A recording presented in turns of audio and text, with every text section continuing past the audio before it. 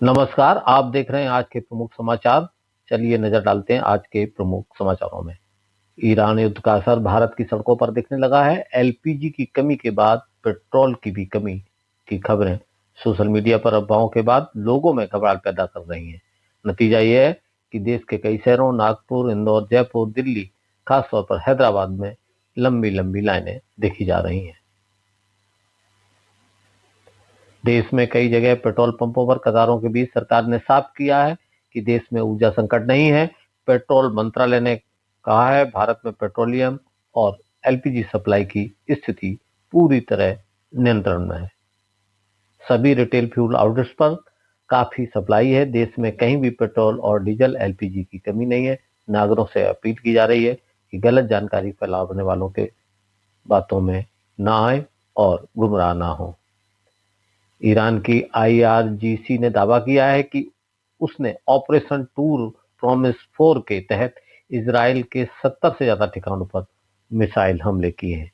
इनमें Haifa, Dimona, तेल अवीव के आसपास के कई इलाके शामिल हैं। ईरान का कहना है कि युद्ध शुरू होने के बाद से अब तक वह 700 से ज्यादा मिसाइलें और 3600 से ज्यादा ड्रोन दाग चुका है। साथ ही आईआरजीसी ने यह भी दावा किया है कि उसके एयर डिफेंस सिस्टम ने 200 से ज्यादा हमलों को हवा में रोक दिया है। ईरानी सेना ने दावा किया है कि क्रूज मिसाइल ने America aircraft carrier USS Abraham Lincoln को निशाना बनाया है। मिसाइल ने टारगेट को हिट किया। हालांकि इस दावे की स्वतंत्र रूप से पुष्टि नहीं हो पाई है। अमेरिका की ओर से भी कोई प्रतिक्रिया सामने नहीं आई है। हॉर्मुज जलडमरू मध्य रोम जलमार्ग का एक वीडियो सोशल मीडिया पर वायरल हो रहा है, जिसमें देख सकते हैं कि हॉर्मुज स्ट्रेट के पश्चिम में फारस की खाड़ी में हजारों की संख्या में जहाज फंसे हुए हैं। इस वीडियो को एक यात्री ने हवाई जहाज की खिड़की से कैद किया है। बताया जा रहा है कि इसमें भारत के भी 20 से ज्यादा जहाज फंसे हुए। ईरान अमेरिका ने ईरान की सीज फायर का प्रस्ताव भेजा है। न्यूज एजेंसी राइटर्स के मुताबिक अमेरिका के आधिकारिक तौर पर ईरान को अपना 15 सूत्री सीज फायर प्रस्ताव भेजा है। इसको ईरान और अमेरिका इजराइल के बीच जारी युद्ध को खत्म करने की दिशा में एक कदम बताया जा रहा है। यूएन प्रमुख एंटोनियो गुटेरेस ने मिडिल ईस्ट में चल रही जंग को तुरंत रोकने की अपील की है। गुटेरेस ने कहा यह जंग अब पूरी तरह से नियंत्रण से बाहर हो चुकी है।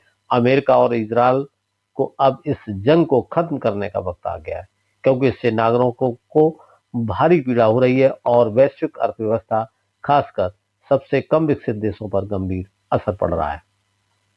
भारत ने करीब 5 साल बाद ईरान से एलपीजी की खरीद दोबारा शुरू कर दी है। 2019 के बाद पहली बार अब भारत ने ईरानी गैस का आयात किया है। पश्चिम एशिया संकट के मद्देनजर सरकार द्वारा बुलाई गई सर्वदलीय बैठक संपन्न हुई। बैठक में राजनाथ सिंह, अमित शाह, एस जयशंकर सहित कई बड़े मंत्रियों ने हिस्सा लिया। कांग्रेस सहित विपक्ष के बाकी दलों ने प्रतिनिधि भी बैठक में हिस्सा लेने पहुंचे। वहीं टीएमसी ने बैठक का बहिष्कार किया।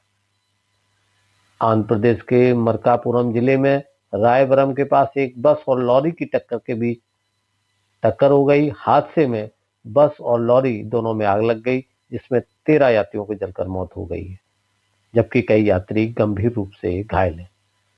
सूचना पर पहुंची पुलिस ने घायलों को अस्पताल पहुंचाया है। जांच जारी है। आंध्र प्रदेश के मुख्यमंत्री चंद्रबाबू नायडू ने इस दुर्घटना पर शोक जताया है। नमस्कार, ये थे आज के महत्वपूर्ण समाचार। कल फिर हाजिर होते हैं कल के समाचारों।